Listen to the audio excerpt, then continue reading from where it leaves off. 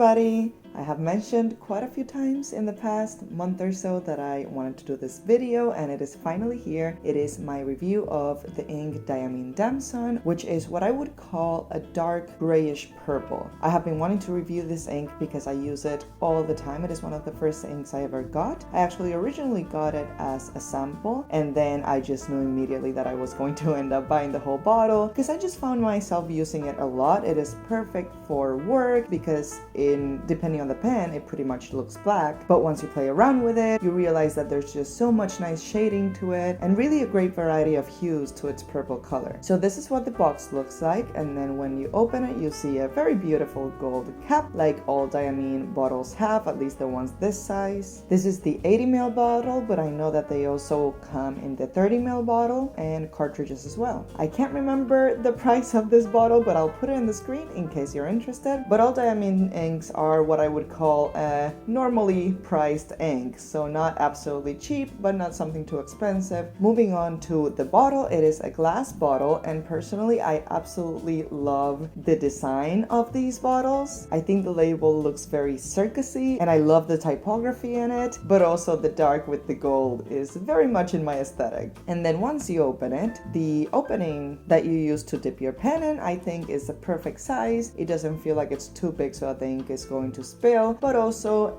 pretty much any pen can fit in it without any problems. So this is what the ink looks like in my swab. I use the color rings to do all my swabs, and there you can see also a water test, so you can see how the ink is by no means waterproof, but it creates this seamless shading of the purple color, which is one of the main reasons why I love this ink so much. And then as far as color comparisons, here it is next to J. Arbon Poussière de Lune, which I think it's definitely more of a berry purple. I don't know why I showed you this one first.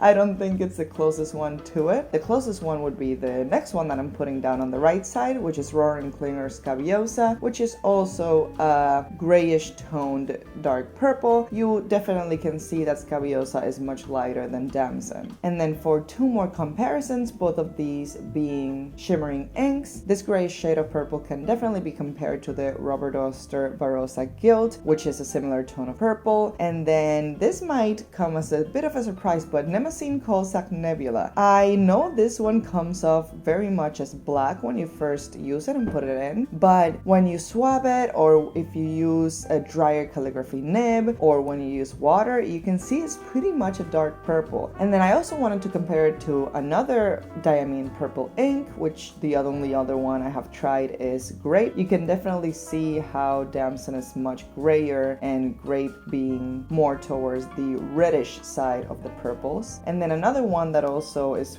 fairly similar to Grape, I also wanted to mention it because it's one of my favorite inks, is the Mont Blanc Lavender Purple. It is a much deeper and more kind of like blueberry shading to it. I love that ink. I use it all the time as well. And then for the last comparison, for those of you who like dip pen calligraphy, I wanted to also add the Tete Bloom Violet de Campeche. I probably completely mispronounced that, but you can see it written on the screen. You guys know I use this ink all the time. I absolutely adore this ink. It just behaves so well when you're doing dip pen calligraphy. I got this one in a stationery shop in Montreal. I did do a video talking more about that, so you can check it out if you're interested. Now moving on to the writing sample, I will be first showing you which pens I will use. For the extra fine sample, I will be using the Platinum Preppy. For the fine, I will be using the Faber-Castell Loom. For the medium nib, I'm using a Lamy Safari, and then for a broad, I'll be using the Conklin Durograph pen with a Goulet broad nib. And then for the stub nib, I'm actually going to switch out the nib on the Lamy to a 1.9 calligraphy nib. For the notebook, just like I did on my previous ink review where I talked about Emerald of Chivor, I will be using the Midori cotton notebook. This is, if not my favorite, one of my absolute favorite papers. It just makes inks look absolutely stunning. Nothing ever feathers. It's just a very well behaved paper. So you can see right off the bat with the extra fine nib that this looks pretty much almost black whenever it doesn't have any shading on it, which tends to be the case with extra fine and fine nibs. So this ink can be used in professional settings without a problem, I believe. Personally, my job lets me use, on the most part, whatever ink I want, so I can relate to that. So please let me know if you have actually used this ink in a work environment, and if anybody thinks it's okay. I would like to know. Once I come in with the medium nib, you start seeing a bit more interesting aspects to the color. It just looks way richer. This is why I love medium nibs. I don't know if you've noticed by now, but medium sized nibs for normal writing, that's not calligraphy, are my favorite. I just think it's a perfect in between so that it's not too thick and I feel like I'm using a marker, but it's also thick enough so that I can see the richness of the color. And then once I come in with the broad, this ink really shows off. This would look really nice for long-term writing, for example, writing a letter or something where you're going to maybe have some flow variety and you're going on for a while. It's just, I'm sure it would look gorgeous.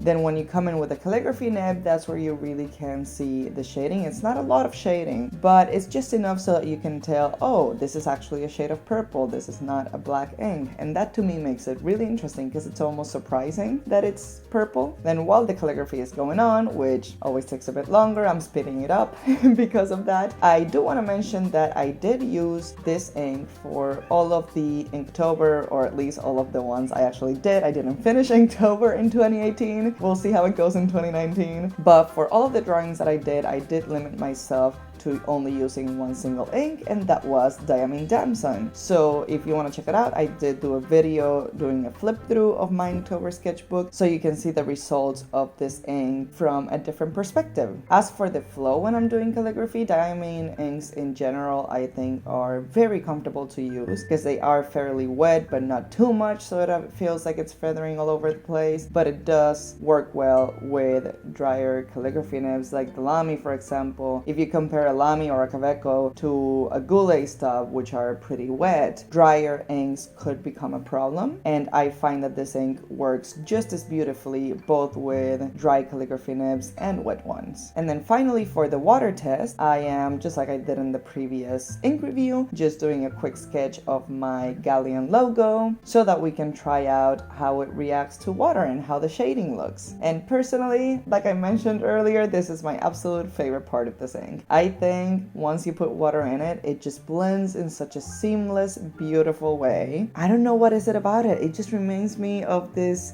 beautiful, foggy night in a fantasy children's book or something. I think we all know now, if I ever write or illustrate a children's book, this is gonna be the color. This is absolutely going to be the color of a foggy night because that's just what I think about, and I just love it. It just makes me feel so cozy. You guys might know I love rainy days and foggy days.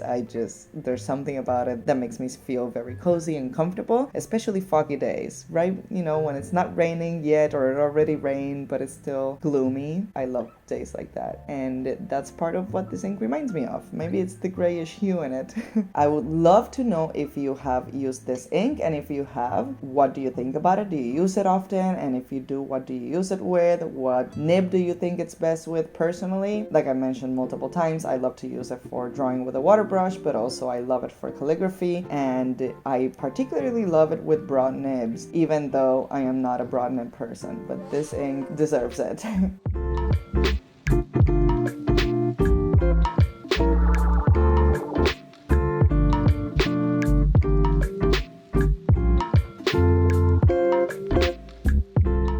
And then before I leave you guys, I also wanted to show you what it looks in different papers. The first one is Tomo River. I don't think, usually Tomo River brings out amazing things in inks that you didn't see before. I think with this ink, this one's pretty consistent throughout the board in terms of paper. It looks pretty much the same in a Tomo River paper than it looks in Midori or Rhodia, for example. If you wanted to save your Tomo River paper for extra special inks, I would not use this one. This one will look just as good, in cheaper paper. Here you can see it on Rhodia paper. Again, it behaves very well. And then finally, this is my Clairefontaine small notebook that I use for recording inks when I use them with different pens. So here you can see it compared again to some of the other inks that I mentioned. There's Cabiosa on the left and there's Poussière de Lune on the bottom. And once again, it just works beautifully with this paper as well. I'll see you next week with another video and have a fantastic day.